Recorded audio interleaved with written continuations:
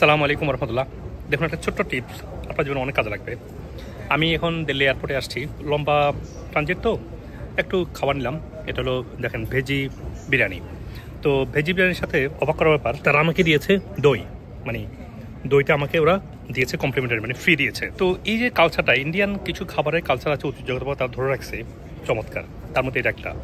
তো আমরা খাবারের মধ্যে মানে বেশি মিট খেতে হবে এমন যারা ঘুরে আসি, তারা কিন্তু ভেজি বিরিয়ানি কিন্তু বাংলাদেশে কেউ খাবে না, তাই না? চিকেন বিরিয়ানি খেতে হবে সবাই, এটা আমরা ভুলে যাবেন প্লিজ। ভেজিটেবল আল্লাহ তাআলা বলছে যারা মুখতালিফা, যেটা গ্রো হয় তোমার জন্য সেটাই পুষ্টিকর, সেটাই মূলত তোমাদের খাবার।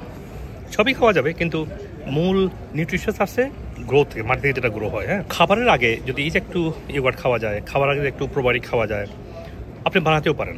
যদি প্রোবায়োটিক বানাতে না পারেন বা কোথাও না পান, আপনি প্রোবায়োটিক ফিল পাওয়া যায়, যেটা আমি যেটা বানিয়েছি এটা ডাইজেস্ট প্রো। এর মধ্যে ব্যাকটেরিয়া আছে, অনেক ধরনের সব ধরনের স্ট্রেন আছে, প্লাস এনজাইমও আছে। খাবার আগে এনজাইম খেতে না পারলে একটু খাবার একটু সবজি খাবেন আগে। আর যাদের সমস্যা খুব বেশি, তাদের সবজিও হজম হয় না, তারা খাবার আগে অবশ্যই প্রোবায়োটিক এবং এনজাইম দুটো একসাথে মিলিয়ে খাবেন। আর আমি যেটা বানিয়েছি ডাইজেস্ট প্রো, এর মধ্যে দুটো আছে, ওইটা আপনারা নেবেন খাবার আগে সবসময়। আমি সবসময় ব্যাগে রাখি, ইভেন প্লেনেও আমি রেখেছিলাম। এয়ারপোর্টে এসে এখন খাইনি, কারণ আমি আগে যে মিলটা ছিল প্লেনে ওইটা খেয়েছি, এখন আর এনজাইম খাইনি। তো ডাইজেস্ট প্রো আর কি, ডাইজেস্ট প্রো আমি খাইনি, বাট এখন তো আমি এই যে প্রোবায়োটিক পেয়েছি, আমার লাগবে না আর।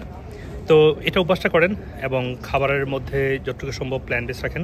খাবারটা ভালো করে চিবিয়ে খান, খাবার সময় অন্য কোনো কাজ করবেন না। মানুষ প্লেনে সারাক্ষণ ঘুমায়, বাট আমি টাইমগুলোকে ভাগ করি। কিছু আমি পড়াশোনা করি, কিছু আমি অফিসের কাজ করি, কিছু কমিউনিকেশন করি, কারণ আমি সবসময় ইন্টারনেট রাখি।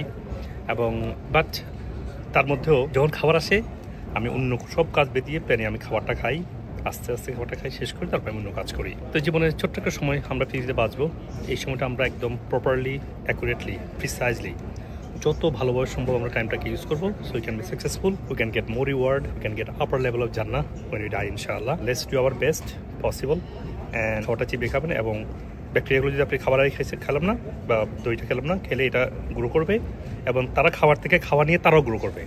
সো দ্য লং রান আপনার সিভোটা আর হবে না, মানে আপনার গাট হেলথ ভালো থাকবে।